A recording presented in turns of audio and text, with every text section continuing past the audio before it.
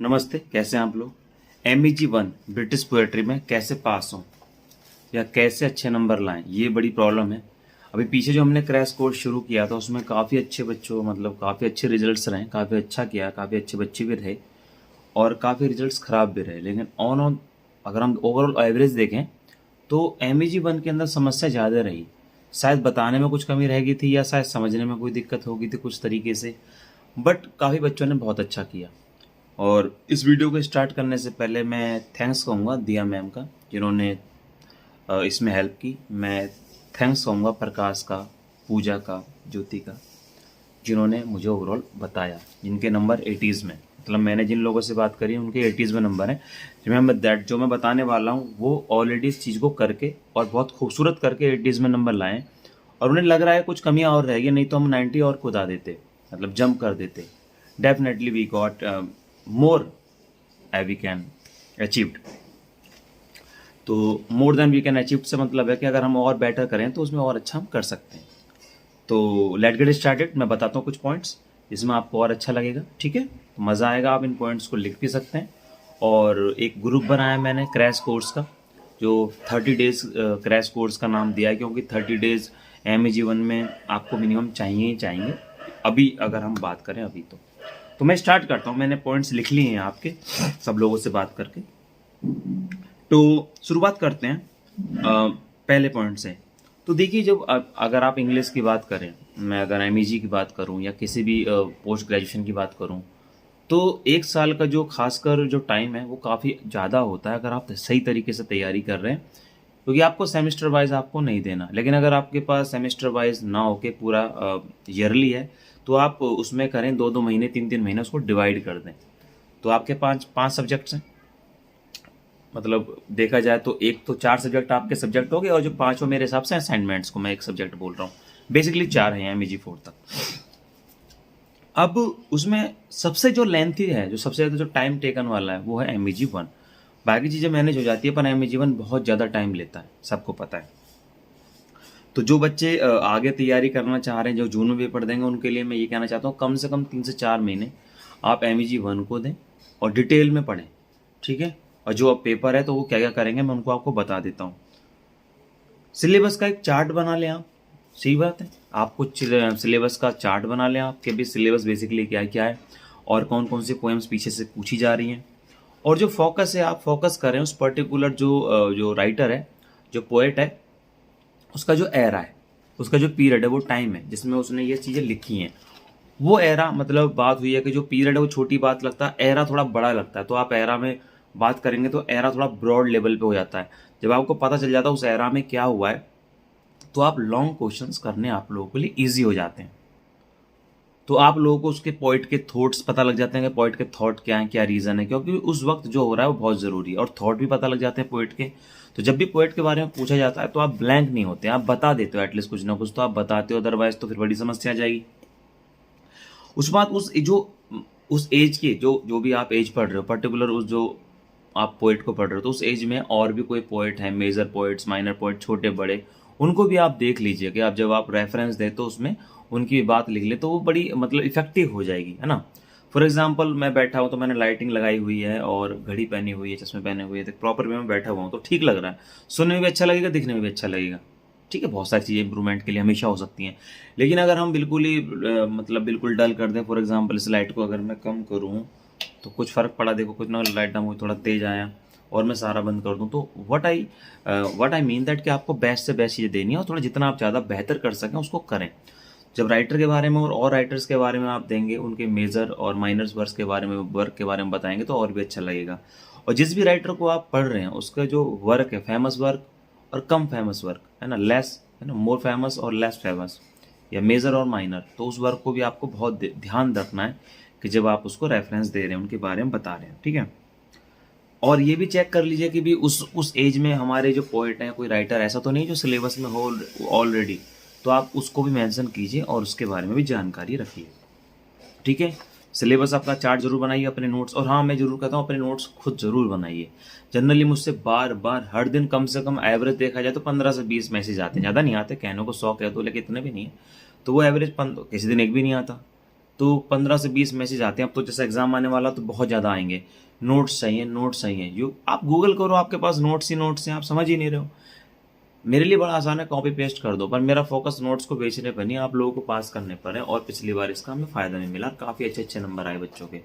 और आप कहोगे तो नंबर मैं आपको सेंड भी कर दूंगा। और मेरी रिक्वेस्ट भी है, जिन जिन साथियों ने मुझसे पढ़ा है और मैंने अगर उनकी लाइफ में हेल्प की है, तो अगर आप कुछ देना ही चाहते हैं तो मुझे वो अपने जो मार्क्स हैं वो भेज दीजिए, या छोटी सी एक वीडियो बना के भेज दीजिए। हमें हेल्प मिली तो हमें मोटिवेशन मिलता है, खुशी मिलती है। और तो हम आपसे कुछ ना मांगा ना कभी मांगेंगे। तो आप मार्क्स दे दीजिए ताकि बच्चों को मैं बता सकूँ। बाकी बहुत सारे मेरे पास खुद भी हैं, और एनरोलमेंट नंबर मैं लेता ही हूँ, तो मैंने सबके निकाल के रखे हुए हैं, तो ऐसी कोई दिक्कत नहीं है। तो आपको ऑथर के बारे में पता करना, उसके बायोग्राफी, एरा, ठीक है, उस टाइम का पीरियड आपको जरूर देखना है। और इसमें लिखा हुआ अगर कोई फेमस कॉन्टेम्प्रेरी पोइट है तो उनके वर्क मैंने बता दिया, कॉन्टेम्प्रेरी पोइट है तो 4 चीज़ मैंने आपको पहले बता दी, आप लिख सकते हैं, नोट कर लीजिए। एरा, पोइट्स, और major and minor work, biography, ठीक है, कॉन्टेम्प्रेरी पोइट्स जो उस समय और भी थे, ठीक है। और प्रीवियस जो पेपर्स हैं आप देख लीजिए, 5 साल का तो मिनिमम 5 से 10 साल के बीच के आप देख लीजिएगा कि वो कौन कौन चीज़ें पूछी जा रही हैं लॉन्ग क्वेश्चंस में, ठीक है। आरटीसीज में तो आपको सब कुछ पता ही है कैसे आपको लिखते हैं, बाकी आगे डिस्कस हम करने वाले हैं ना, ठीक है। और क्योंकि वीडियो थोड़ी लंबी बन सकती है, कुछ चीज़ें छूट भी सकती हैं, जब हम पढ़ते रहेंगे तो वो चीज़ें आती रहेंगी। रेगुलर आप वीडियोस देखते हैं, फिर भी दो आप, हालांकि मैं पूरी चीज़ें बता रहा हूँ, फिर भी कुछ भी चीज़ अगर लगे आपको रहती हैं या आपको लगता है ये ऐड करनी है, तो प्लीज़ कमेंट बॉक्स में जरूर बताइए कि भैया आप ये भी ऐड कर लीजिए, इससे और चीज़ें बेहतर होंगी, ठीक है ना। तो अब आप भी जो एक्सपीरियंस होल्डर हो चुके हैं, तो आप भी तो टीचर ही बन गए हैं, तो हेल्प मी और help the other person. Her poem की समरी जरूर कर लीजिए, जो भी आप पोएम पढ़ रहे हैं उसकी समरी कर लीजिए कि पोएम किसके बारे में, क्या हो रहा है। ये क्वेश्चंस, लॉन्ग क्वेश्चंस में आपको बहुत हेल्प करता है। समरी कहाँ से पता लगेगी? समरी आप इजीली कहीं से पता कर सकते हैं, गूगल कर सकते हैं, और बहुत सी बुक्स हैं, आप समरी इजीली पता कर सकते हैं। तो गूगल करेंगे इजीली हो जाएगा। यूट्यूब ना भी देखे पर आपको गूगल पे मिल जाएगा, यूट्यूब पे मिल जाएगा। समरी बहुत ज़रूरी है राइटर की, क्यों लिख रहे हैं, क्या लिख रहे हैं, क्या बात वो कर रहे हैं, बहुत ज़रूरी है, ठीक है। तो उस एरा में मैंने बता दिया मेजर एंड माइनर पोइट्स हो गए, ठीक है। तो समरी भी जरूरी है, थीम भी जरूरी है, थीम भी जरूर लिखिए किस थीम पे बात हो रही है, सिंबल्स, ठीक है, और टोन उसकी जरूर पता कीजिए। और इसके साथ साथ मैं जरूर ऐड करना चाहता हूँ कि जो क्रिटिकल आपको जो मैंने एक अलग से यूट्यूब के अंदर प्लेलिस्ट बनाई है, ठीक है, जिसके अंदर मैंने literary devices, literary terms use किए हैं, और सारे लिटरेरी टर्म्स जितने मैंने अभी तक देखे हैं सब बता दिए। लिटरेरी टर्म्स बहुत ज़रूरी है जानना आपके लिए, क्योंकि जब भी आप उसको डिस्क्राइब करते हो लिटरेरी टर्म्स के बारे में, जब आप बताते हो उनको, राइट, टीचर्स को, बिकॉज टीचर आपको नहीं जानता, वो पेपर के थ्रू, जो आप पेपर लिख रहे हो उसके थ्रू ही आप जान रहे हो उनको। तो जब आप लिटरेरी टर्म्स यूज़ करते हो तो उनको बहुत अच्छा लगता है, बहुत मतलब बेहतर बनता है आपका जो राइटिंग है, बहुत खूबसूरत बनता है। और एक मैडम ने मुझे अभी एक दी है कॉपी, काफ़ी लोग दे रहे हैं, और मैं रिक्वेस्ट करूँगा जिनके भी 60+ मार्क्स हैं ब्रिटिश पोएट्री में और हमसे जुड़े हुए हैं, आई रिक्वेस्ट 100 रुपये लगेंगे आपके, बस आप किसी तरह कॉपी मंगा लीजिए। कॉपी कैसे मंगाते हैं वो मैं आपको बता दूंगा, कुछ नहीं करना, रिवॉल्यूशन के पे जाइए, आप लिंक पे क्लिक कीजिए, वहाँ पर अपना आई कार्ड अपलोड कीजिए, और वहाँ पूछ लीजिए आपको क्या पूछना है। अगर आपने रिवॉल्यूशन के लिए जाना है तो उसके साथ जाइए, अगर आपको कॉपी मंगानी है उस पर क्लिक कर दीजिए, आई कार्ड अपलोड हो गया, देन पेमेंट कर दीजिए, 100 रुपये लगते हैं बस कॉपी मंगाने के लिए, और मेल पे आ जाती है कॉपी, सॉफ्ट कॉपी, ठीक है। आपने उसके बाद जो पोएम उसको एनालाइज भी करना है प्रॉपरली कि वो चीज़ है क्या, थोड़ा समझना है, दिमाग लगाना है, ठीक है। कोई ज़रूरी नहीं कि आप यूट्यूब पे ही जाएँ, हाँ मैं यूट्यूब पे पढ़ा रहा हूँ फिर भी मैं बता रहा हूँ, क्योंकि मैं आपको भले के लिए जा रहा हूँ, जरूरी नहीं यूट्यूब पे जाएँ, आप गूगल पे भी जा सकते हैं, बहुत सारे जो ब्लॉगर्स हैं वो बना के रखते हैं अपनी चीज़ें, आपको बस कंसेप्ट क्लियर करना है, ठीक है। अब आती है बात इनके बाद के भी आरटीसीज में किस तरह से परफॉर्म करना है, और आपको लॉन्ग क्वेश्चंस आंसर में किस तरह परफॉर्म करना है, ठीक है। तो अभी आपको मैंने बता दिया उस वक्त का एरा, पोएम के बारे में, पोएट्री, जो पोएट्री पोएम के बारे में, और राइटर की बायोग्राफी, उसका मेजर वर्क, माइनर वर्क, उस टाइम के एरा, ठीक है, पीरियड, एरा, वो बहुत खूबसूरत बन जाता। मैंने बहुत सारी चीज़ें बताई थी, उस एज, ऑगस्टन एज कौन सी है, विक्टोरियन एज कौन सी है, ठीक है, मॉडर्न, पोस्ट मॉडर्निज्म, ये सब आपको करना पड़ेगा, ठीक है, चौसर की एज कौन सी है, और मैंने चीज़ें बतानी शुरू भी की हैं, और वो आपको बहुत ज़रूरी है। ब्रिटिश पोएट्री में तो इसके बिना काम चलना ही नहीं है, मैं पहले बता चुका हूँ, ठीक है। और एक ग्रुप बना चुका हूँ, ये डिस्क्रिप्शन में मिल जाएगा आपको, जो 30 डेज़ का क्रैश कोर्स शुरू किया, एब्सोल्युटली फ्री है, आप उस पर जाके ज्वाइन कर सकते हैं। और डिमांड मेरी ये रहेगी, मैं एनरोलमेंट नंबर एनरोलमेंट नंबर मांगता हूँ, ताकि कोई फालतू का पर्सन ना घुसे। मांगेंगे तो आपको प्रोवाइड करा दीजिएगा, ऐसा कोई ज़रूरत नहीं इस बार मांगे भी, ठीक है। छोटी छोटी पोएम्स को पहचानना सीखें आर्टिस्ट के लिए। उनका जो राइटर का एक तरीका होता है उसको पहचानने के, ये जो फॉर्म है, ये तरीके है लिखने का, वो उन राइटर का है, ठीक है। और प्रीवियस पेपर्स कर लेंगे तो बहुत सारी चीज़ें आप उसको गो थ्रू करेंगे तो क्लू मिल जाएंगे। मैंने पिछली बार वीडियोस आप खंगालेंगे तो उसमें मैंने बहुत सारी वीडियोस में क्लू दिए हुए हैं, ठीक है। तो वो क्लूज आपको पहचानने बहुत ज़रूरी है, और आप जब बार बार उनको करेंगे तो you will get the clue. अगर राइटर कुछ तरीका होता है तो हाँ, मतलब मैंने बता दिया, हर राइटर का एक तरीका होता है, उसको आपको पहचानना है, ठीक है, कोई इशू नहीं है। और जब भी आप लिखेंगे तो जब आंसर आप लिख रहे हैं तो उसमें आपको पता ही है, रेफरेंस तो लिखना ही है, रेफरेंस टू कॉन्टेक्स्ट तो लिखना ही है, और कॉन्टेक्स्ट एक्सप्लेनेशन में समरी भी लिख सकते हैं आप, एनालाइज के अंदर समरी लिख सकते हैं थोड़ा सा। डिटेल तो खैर डिटेल मैंने दे भी रखी है, वो मैं अलग से बताऊंगा, बस मैं आपको समझ रहा हूँ कि समरी आप जरूर लिखें, ठीक है, वो बहुत ज़रूरी है। तो आपको इस चीज़ को समझ के भाई कॉन्टेक्स्ट क्या एनालाइज कैसे करना है, और बाकी चीज़ें मैंने बता रखी हैं, वो चीज़ें और ऐड करोगे तो और खूबसूरत बनेगा। और बहुत सारे साथियों के बहुत अच्छे नंबर हैं, बट उन्होंने सारा नहीं भी किया ऐड, कुछ ने ऐड भी किया है। किसी ने क्या किया है कि थ्योरी लिखी है, पूरी चीज़ें लिखी हैं, किसी ने पॉइंट्स में लिखी हैं चीज़ें, बट सबने लिखा है जिनको भी अच्छे नंबर मिले हैं, ठीक है। जॉनरा आपको बहुत ज़रूरी है, ध्यान रखना जॉनरा क्या है, ठीक है। और एनालाइज जो है उसमें बहुत स्कोप होता है, जब आप एनालाइज करते हैं उसमें आपको समरी और डिटेलिंग लिखने का बहुत स्कोप होता है। और एक बहुत इंपॉर्टेंट चीज़ है, वो मैं लास्ट में बताने वाला हूँ, उससे पहले मैं लॉन्ग आंसर टाइप का बता देता हूँ, और एक्सप्लेनेशन के अंदर बहुत ज़्यादा मतलब आप इजीली चीज़ों को ऐड कर सकते हैं।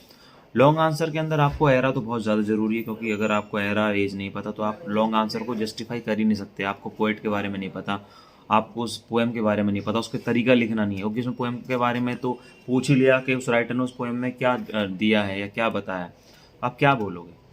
तो आपने पूछ लिया, उन्होंने लॉन्ग आंसर के अंदर चौसर के अंदर जो किसी करेक्टर के बारे में पूछ लिया, नाइट के बारे में पूछ लिया, या आपका बहुत सारी चीज़ें हैं, ठीक है, उस बहुत सारे नाम हैं उनके बारे में पूछ लिया, तो आप क्या करोगे।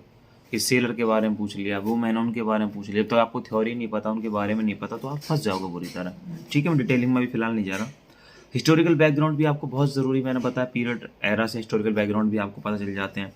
और जब भी पूछा जो गया ना, हमेशा उससे स्टार्ट करो, always try to start whatever the question is being asked, तो आप उसको ही आप स्टार्ट करें तो सबसे ज़रूरी। ये नहीं कि आप कहानी को लिखें, आपके लिए ये जानना बहुत ज़रूरी है कहाँ पे एरा लिखना है, कहाँ पर राइटर के बारे में लिखना है, कहाँ पर राइटर की बायोग्राफी का वर्क, कहाँ पे जो पूछा गया है वो।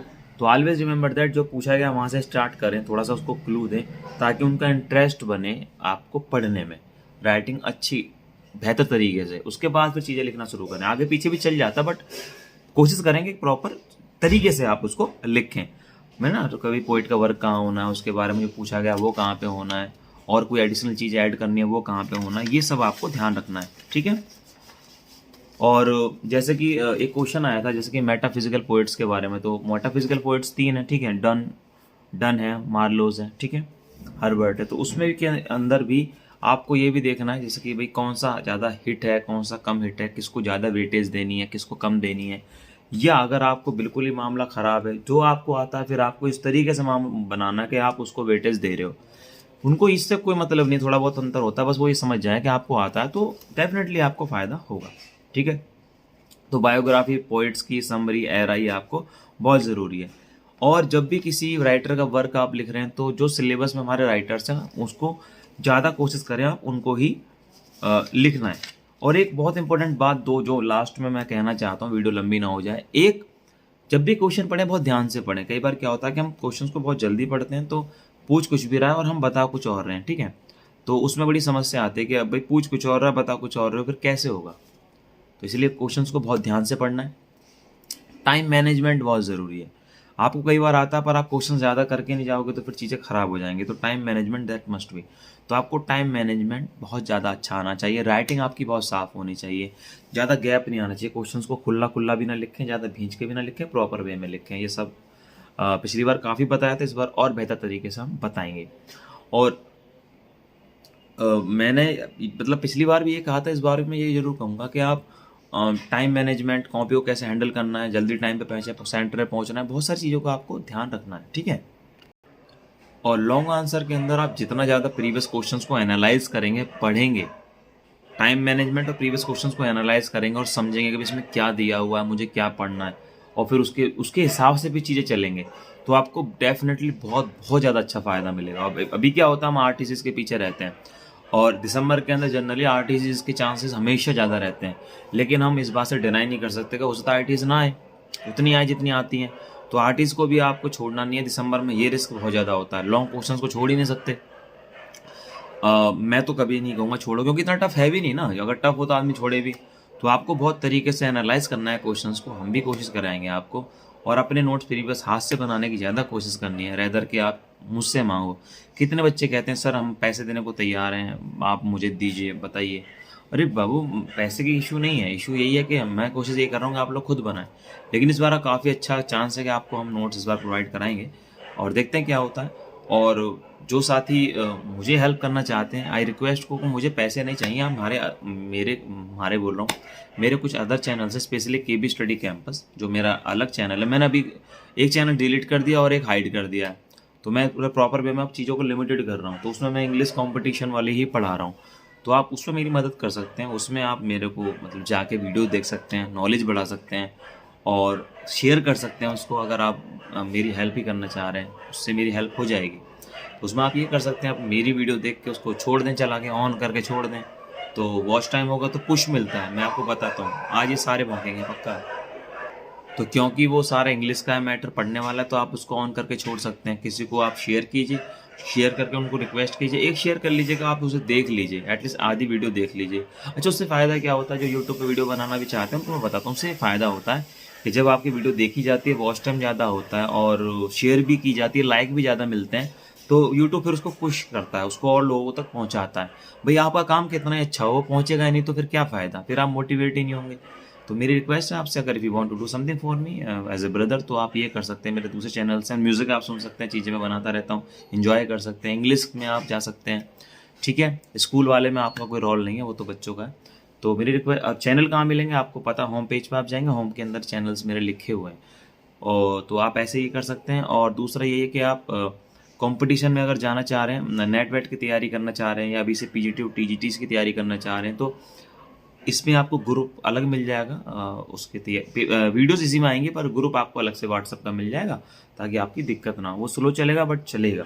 तो आई होप कि आपको समझ में आ गया होगा क्या करना है। आई रिपीट लास्ट में कि आपको डिटेलिंग एरा पूरा देखना है, पोएट के बारे में पूरा जानना है, उसकी बायोग्राफी, उसके वर्क, उसके लिखने का तरीका, और जो प्रीवियस पेपर की जो आरटीसीज हैं उनको समझना है, उनको बारे में लिखना है, क्या क्या लिखना है वो सब तो मैंने बताया रखा, वीडियोस में आपको मिल ही जाएगा। उनको बस कितने खूबसूरत तरीके से सजाना है वो आपको देखना है। Thank you very much. कुछ भी रहता है तो और आते रहेंगे, ऐड करते रहेंगे। डिस्क्रिप्शन में आपको लिंक मिल जाएगा ग्रुप का, आपको ज्वाइन करिए और इन्जॉय कीजिए और आराम से पढ़ना शुरू कर दिए। Thank you very much, bye bye, take care.